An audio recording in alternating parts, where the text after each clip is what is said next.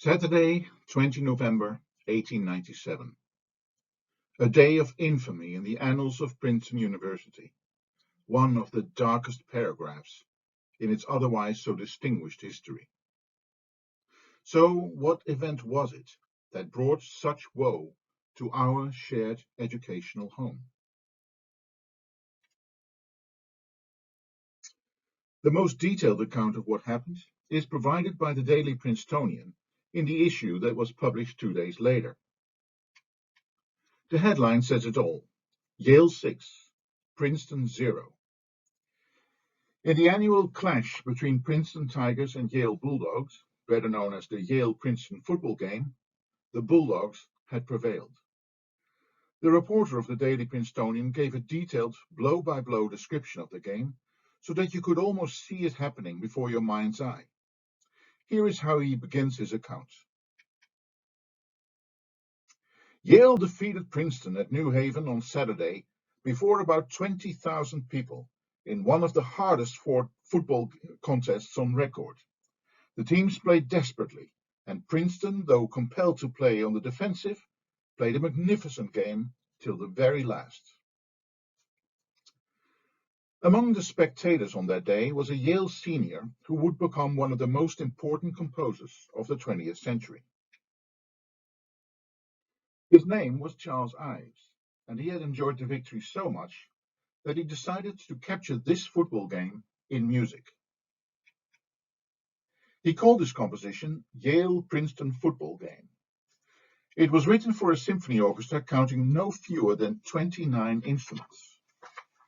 When you bring together that many instruments in a concert hall, you'd expect the composition to justify the effort by being at least about 20 minutes long, preferably even longer. But no, Yale-Princeton Football Game lasts a mere 2 minutes. Then it's over, and unless there is a big symphony to follow, the musicians can pack up their stuff and go home. There is one feature about the score for Yale-Princeton Football Game that reminds us of Dvorak and the whole vexed question of incorporating American popular songs in classical composition. On this issue, Charles Ives had not the least doubt that he could quote whatever he damn well pleased, in whatever manner he liked. Should he get permission from European arbiters of taste, or like-minded spirits in America? No way. What did they know about parlor songs, shaker hymns, spirituals, plantation songs, ragtime, minstrel tunes, marching bands, the banjo, chorales, the whole rich American musical heritage, unparalleled anywhere in the world? Ives despised those music critics who were sitting in their armchairs opining about this, that, and the other. He had no need of European models. He had gotten all the training he needed from his father, who had been a band musician in Danbury, Connecticut, and from his music teacher at Yale, Horatio Parker. Charles Ives was, in many ways, the true American original. What Dvorak had done so timidly with the melody of Swing Low, Sweet Chariot, he did without inhibition or restraint. Deal with it, he would have said. This gets us back to that orchestral composition about the Yale-Princeton football game. All the songs and all the marching band music that you would hear on the football field, he incorporated snippets of them throughout the piece. Helpfully, he identified such snippets in the score.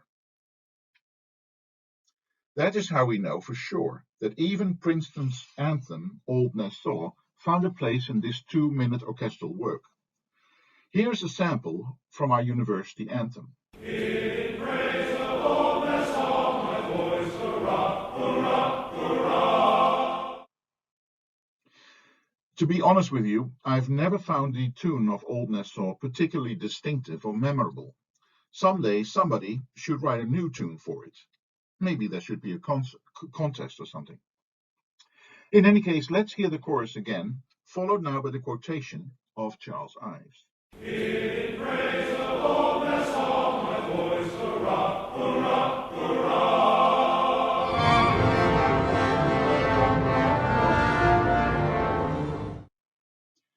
And now let's hear a sample from Yale-Princeton football game.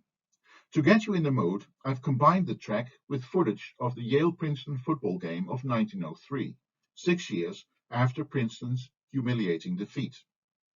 This time, I'm happy to say, Princeton won by 11-6.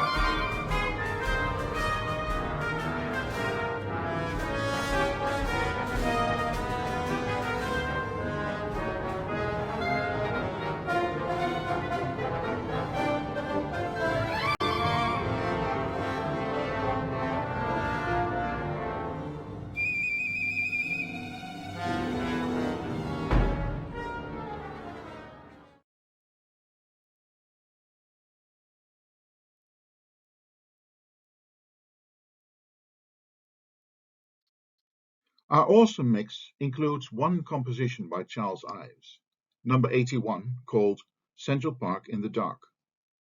It works in exactly the same way as Yale-Princeton football game. Charles Ives even provides a program. He describes a misty, nebulous, humid summer night. Imagine yourself sitting on a bench, far enough away from the New York City nightlife to enjoy the evening in peace and quiet. Here's the beginning of the program. After that, we'll listen to the first minute of Central Park in the Dark. This piece, writes Ives, purports to be a picture in sounds of the sounds of nature and of happenings that men would hear some 30 or so years ago, before the combustion engine and radio monopolized the earth and air, when sitting on a bench in Central Park on a hot summer night. The strings represent the night sounds and silent darkness.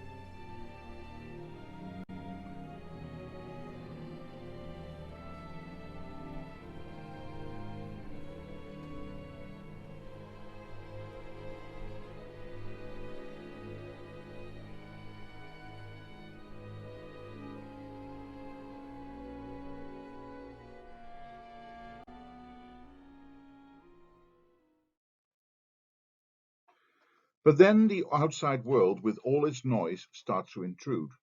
Let's read on.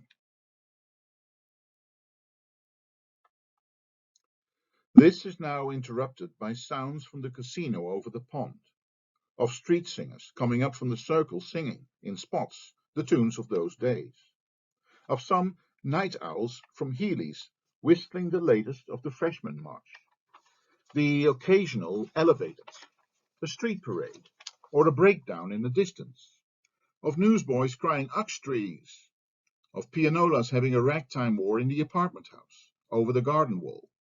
A streetcar and a street band join in the chorus. A fire engine, a cab horse, runs away, lands over the fence and out.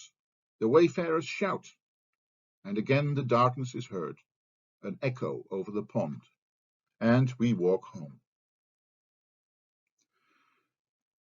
Ives speaks of pianolas having a ragtime war in the apartment house over the garden wall. The sounds reach us from afar, fragments wafted by the breeze. The ragtime in question is Hello My Baby from 1899. As you can tell from the sheet music covers, this song, like many ragtime songs from this period, perpetuates minstrel stereotypes. In the 1890s, they were actually called coon songs, and they mark the beginning of the ragtime trend. Yet, for all the racism, the music is just simply awesome. Let's hear a sample.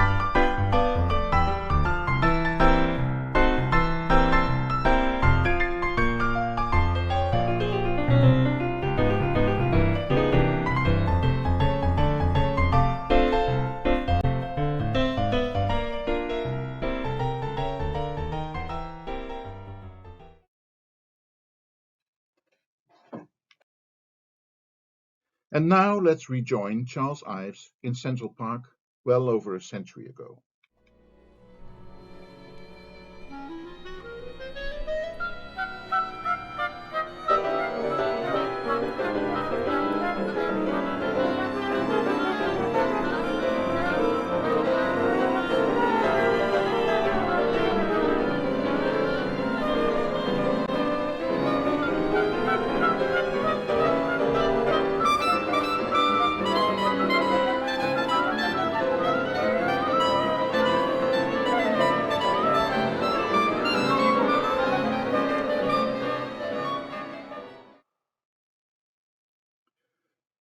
The music of Charles Ives is best understood as modernist, yet it is unconventional even by modernist standards. His music is usually like a collage, and Ives throws things together almost at random. The point was for the listener to stop rationalizing the music and simply give up, surrender, and let the sounds do their work. Another American modernist composer was Aaron Copland. Early in his career, he was drawn to European avant-garde music, and he spent time immersing himself in the new sounds of the modern era during a period of study in Paris. Yet he developed a new dimension to his musicianship in the 1930s. Witnessing the hardship experienced by the American people due to the depression, unemployment, the devastation of the never-ending dust storms, it seemed now positively decadent and self-indulgent to pursue musical experiments purely for their own sake. The 1930s called for a new engagement with the roots of American music. And so the idea of quoting American folk songs became important for yet another reason. Now it was to acknowledge the shared American heritage, to express the sense of common purpose in the midst of suffering, and to affirm the values that would surely see the United States even through this crisis.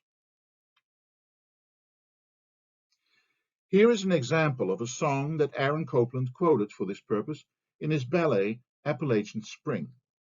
It is the Shaker hymn called The Gift to be Simple. You'll hear it now first as sung by those who learned the song through oral transmission, and then the version of Copland follows immediately after. 'Tis a gift to be simple, 'tis a gift to be free, 'tis a gift to come down where we ought to be. And when we find ourselves in the place just right, 'twill be in the valley of love and delight.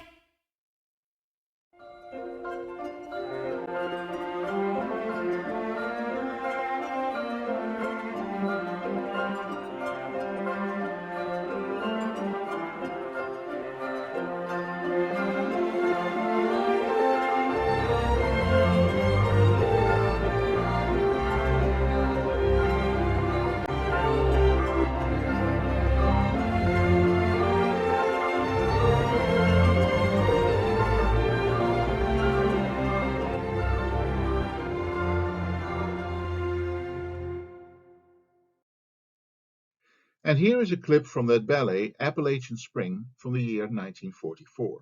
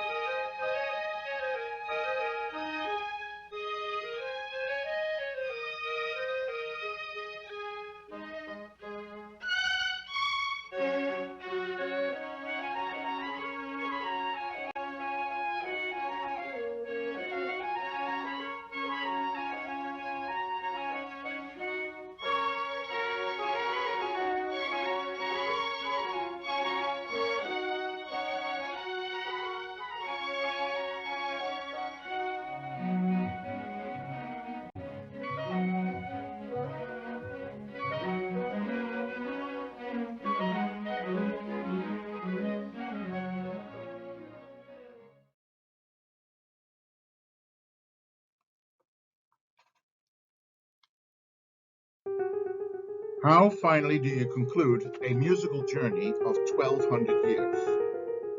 Answer: you don't. This course may have been useful for a number of reasons, not least the prospect of a decent grade. But the music professor in me hopes that it may also set you on a lifelong path of musical enjoyment, though it represents only one of many paths. The annoying fly that kept landing in my slides has not returned since the midterm break, but here he is again. The music you hear is the only composition I know that is about a fly and tries to evoke its buzzing and its misadventures in a spider's web in musical tones. Let's see if we can splatter him this time.